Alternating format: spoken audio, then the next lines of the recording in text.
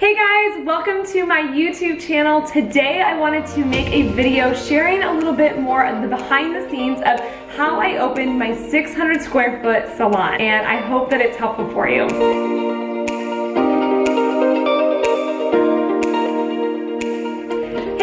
Welcome to my YouTube channel. Today I wanted to make a video sharing a little bit more of the behind the scenes of how I opened my 600 square foot salon. I wanted to share with you guys behind the scenes of what goes into finding a salon space, how much it costs to actually renovate the space, and all the nitty-gritty details such as licenses, what you gotta get, and how to actually do all of that stuff. So I get a ton of questions about how to actually do this, and so in this video I want to share with you guys exactly what I did to open my salon, and I hope that it's helpful for you. Alright, so let's start at the beginning. So I'll kind of back up and tell you guys my story a little bit. So when I first started in the industry, I started at a regular salon. I worked at a salon that had about 5 to 6 stylists, and then it increased and we expanded and we had about 12 stylists working there at the time when I left. And so I left and I opened up a Phoenix salon suite. And if you guys aren't familiar with the salon suite concept, they're basically like mini salons all within one building,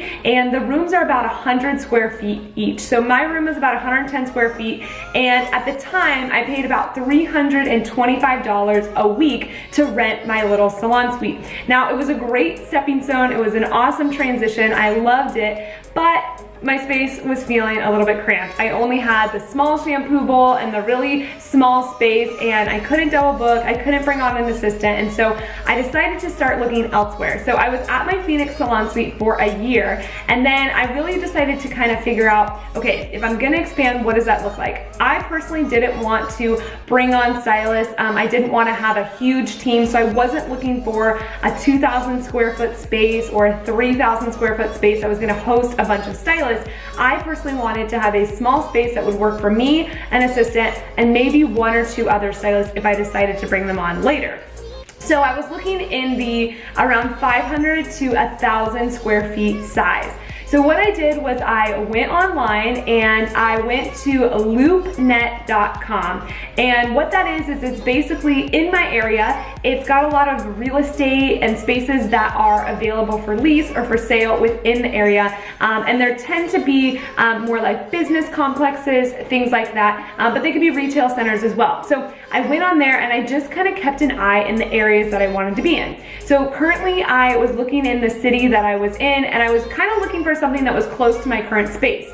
Now in my area, I live in Orange County, so rent is extremely expensive. There's either really cheap rent, but it's like a really crappy center, or it's in a business complex, or it's just not lucrative for a salon space, or the rent is just insanely high and it's a really high traffic area. So I knew for me, looking at location, I was looking for something that was gonna be in kind of a quieter area. I didn't wanna get a ton of walk-ins. I wanted to be able to have it be my studio where I come and go as I please and not have to worry about people knocking on the doors or trying to call to make appointments. Like, I knew I didn't want that. So the first thing that I would suggest is make sure that you know the area that you're looking in, your location, and figuring out there, and then look in that area. So not only did I go on loopnet.com to be able to look at spaces in the area, and that hopefully will give you an idea of kind of the rent in your area, but I also drove around. So a lot of times there's not places that are not listed anywhere online. So I would drive around and I would look for for lease signs on the street, in the front of the complex, or in the windows of the buildings. And so that's actually how I found this current space that I am in. I drove around to the spaces that were in my area, and around my salon where I currently was, there's a lot of business complexes. So I started to drive around and just see like what was out there. And I came across this space and I actually Googled the address to see if it was on LoopNet, and it was. So I went on LoopNet, I could see the square footage, I could see the kind of the floor plan, and I ended up calling up the leasing agent that was here on property, and I said, hey, could I come by and see the space? So when I was currently looking, there were 2 spaces that were available that kind of fit the criteria that I was looking for, and so I came over here, I met with the guy, I looked at the 2 spaces, and my biggest determining factor on picking this space over the other space, they were the same size, the same layout, but I was looking for something that had decent visibility for my clients to be able to find me, and parking. So as I was going throughout this journey looking for spaces, I came across a lot of different spaces that could have worked and could have been really cool, but they didn't have the best parking. And so for me, one of my non-negotiables was I wanted to make sure that it had really good parking. So first, pick your location, find a spot that's gonna work in there, and don't compromise on your non-negotiables, such as, for me, parking. So once I found the space, I started to talk with them. We started to talk about, you know, different things, what that would look like, what the rent looks like. And if you guys aren't familiar, there is a thing sometimes called triple net. And basically what that is, it's a little fee that's tacked onto your rent. And from what I know, it basically helps pay for things almost like a homeowners association would. So the lawn out front being mowed, and, you know, making sure that the streets are paved well and the parking spots have good lines, all that kind of stuff. The roofs are taken care of. So things like that, it kind of goes into the building maintenance to the complex maintenance, from what I understand. Total disclaimer, I don't actually know, but that's what I'm pretty sure it means. So anyways, on top of my rent, there's this thing called triple net. So as you're gonna be looking for spaces inside your rent, they're gonna typically tell you what the square space is, or what the rent is per square foot. So it'll be anywhere from $1, or it could be $3 per square foot. So if you think about it, if it's $3 a square foot and you have 500 square feet, that's gonna be about $1,500 a month. But then you have to remember that they tack on the triple net on top of that. Sometimes that can be anywhere from 10 cents to 50 cents to beyond. Obviously every state, every area is gonna be totally different, but that's something that they tacked on and they wrote into my rent. So once we kind of negotiated that, I knew how much I was gonna be paying per square foot, which allowed me to know how much I was gonna be paying per month. I figured that it actually fit inside my budget. And I wanna let you guys know that sometimes when you have a bigger space like this, you're not really thinking that it's gonna be super cheap, but actually this space was cheaper than what I was paying over at my Phoenix Salon Suite. So my Phoenix Salon Suite was $325 a week, which added up to about $1,480, I believe, a month. And this is actually a little bit cheaper on the rent side. Now, with my Phoenix Salon Suite, there were things I didn't have to pay for, such as internet, water, electricity, all of that was included. This I do have to pay for, so it's something to consider as you're looking for your rent.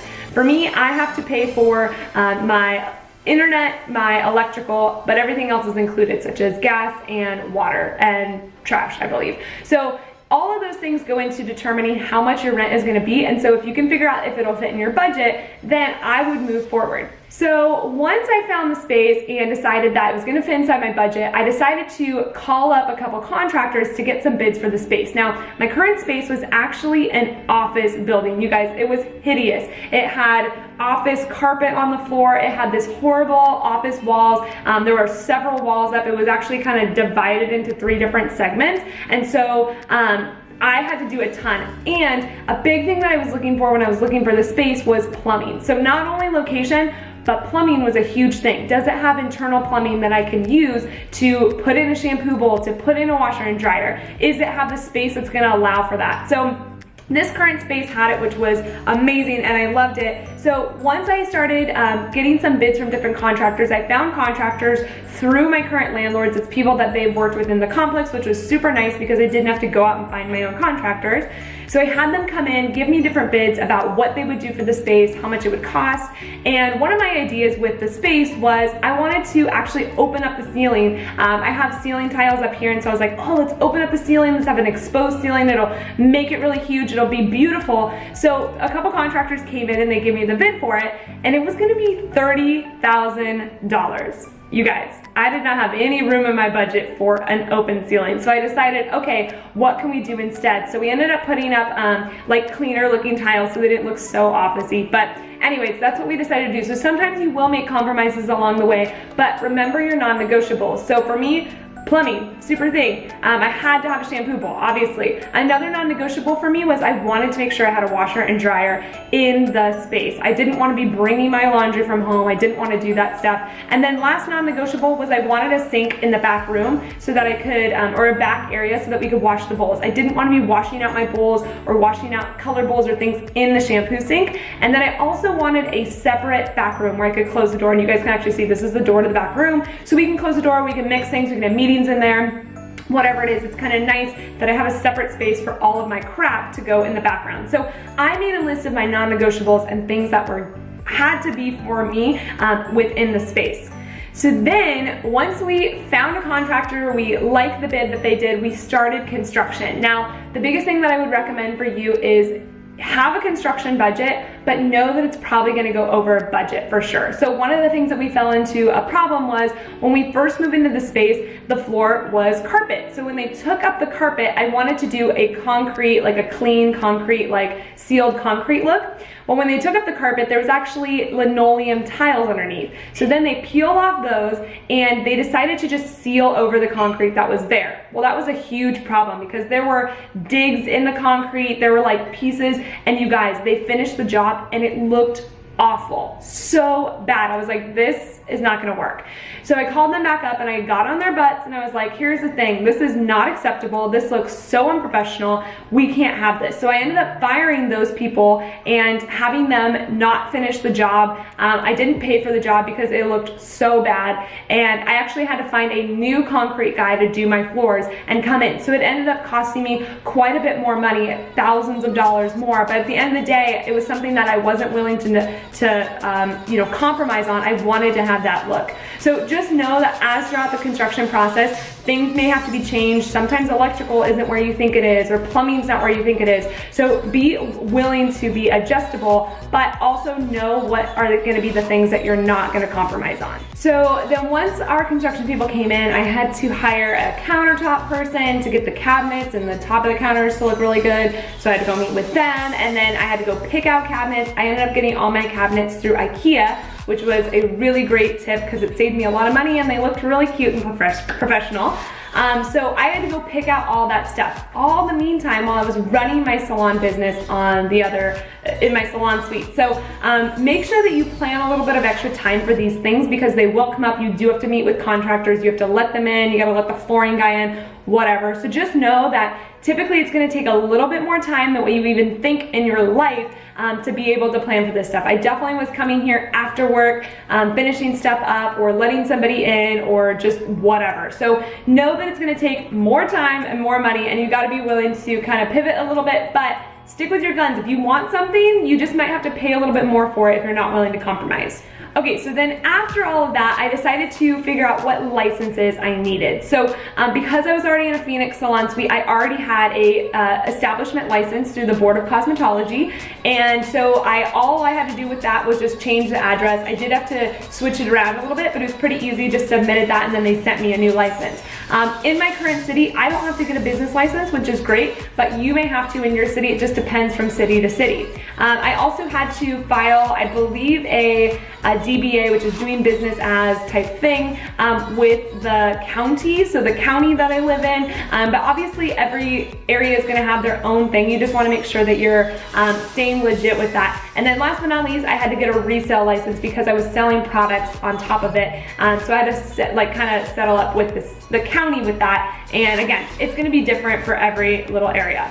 I also wanted to make sure that it had really good insurance. So you want to make sure that you have liability insurance in case somebody comes in here, trips and falls and then sues you, or you burn them with a curling iron, whatever. So you want to make sure you have liability insurance, and typically your landlord's going to require you to have that as well. So we had to make sure that we got liability insurance, and then I also wanted to make sure that I got renter's insurance in case the building burned down and all my stuff got lost. I wanted to make sure that I was covered. So I made sure to get those two insurances to make sure that I was legit, and just in case something happened, you just never know.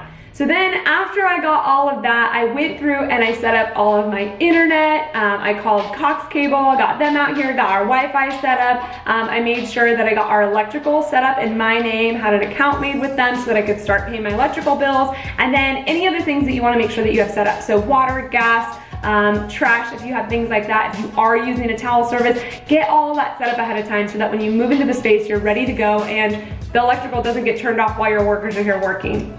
Then I just made sure to change my mailing addresses to all my stuff. made sure to get everything all set up there. But for the most part, that kind of stuff is like clerical office work, which is honestly the worst part. And then it comes to the fun part, decorating the space. So I ended up going to IKEA, like I said, to get a lot of shelving in the back room. And I ended up getting a lot of fun stuff from World Market, Cost Plus World Market. Home Goods is where I got a lot of my stuff. And then I also just kind of was like looking around for different things. So I would go, there's a plant store that I live in that's nearby. So I got a lot of plants there, and I just was like picking out pieces and really designing it. So one thing that helped me out a lot was Pinterest, helping me come up with a mood board for the salon, and keeping me organized of certain products that I found that I wanted to make sure that I buy. So for all my salon equipment, I mostly got it from Buy Right Beauty and Minerva Beauty. We just got the new shampoo bowl. It's from Minerva Beauty. I love it. Buy Right Beauty is another great one, but there's a ton of different salon, resources out there. So I just did a ton of Google searches trying to find the right stuff for me. Also, Amazon has a lot of things on there too. So I got my rotating, heat processor. I got that from Amazon. Some of our trolleys we got from Amazon, stools we got from Amazon. So a lot of that kind of stuff you can get from Amazon too. So I know this is so much information that I threw at you, but a few key things that I learned from opening my salon was it does take more time than you think. Not only in the construction zone, it takes way more time than you're gonna think. If you plan 4 weeks, just double it and think that it's gonna take 8. Don't think that you're gonna be able to move in at 4 weeks in one day. It never works out that way. You always wanna double your timeline because it just takes more time. Construction gets delayed, things happen, whatever, it takes more time. It also takes more money than you think. So for me, I went in with a budget that I was pretty strict on, but of course, things add up. You gotta go buy a cool coffee maker, or you gotta go buy some shelving for the back room, whatever it is, sometimes those things add up. So for me, I'll just be really transparent. My 600 square foot space that we had to take out the plumbing, we had to drill plumbing, we had to do the floors, we had to take out walls, we had to do all of that kind of stuff. With everything, it cost me about $20,000. So just so you guys know, like, it's not a cheap project. It's not something that's like, oh, we'll put a couple $1,000s in, we're good to go. It does cost money. So set your budget and just know that you're probably gonna go over your budget around 20 to sometimes 50% more than your budget. So just make sure that you have a little room. If you're feeling like I can only spend $10,000, then chances are it's probably not the right time to buy a bigger space for you. And again, my space is only 600 square feet. So double that if you're doing a bigger space, and it just depends obviously in your area, but just know that too. And another thing that you have to be considerate of is sometimes you're paying rent at your old space and sometimes you're paying rent at the new space. So double rent for some months while you're in construction, sometimes that happens, and sometimes landlords are cool, they'll give you the first month for free, but sometimes it doesn't work out that way. So just be considerable that that goes into your cost of the whole thing as well. After I did the whole salon renovation, I pretty much wanted to die. It was so exhausting, I was so tired. I had definitely a couple mental breakdowns. I was not the nicest person to my husband, but at the end of the day, it was so worth it. I love having my space, I love being in here, and I love the fact that I can do whatever I want. I had so much fun decorating it, and I still love that I get to decorate it and do whatever I want. So I hope this video was encouraging for you if you're wanting to open up your own salon or space or studio, whatever that looks like for you. I hope that this helped give you a little bit transparent look behind the scenes of what it looked like for me. And again, it's gonna be different for everyone in every situation in every different area. But I hope that this was helpful for you guys, and make sure to hit the subscribe button below. I'm gonna be doing tons of videos that are business related. I do a lot of hair videos sharing techniques in the salon, and also make sure to go check out my salon tour video. If you guys wanna see what this salon actually looks like, I linked that in the description down below. You guys can see all the little details that we put in the space, and I actually show you guys outside what it looks like walking in, and I hope that that's helpful for you. So thanks again for watching. I'm so excited to have you guys here. Say hi on Instagram and let me know how this video helped you. I hope that this was helpful, and I can't wait to see you guys next time. We'll see you then.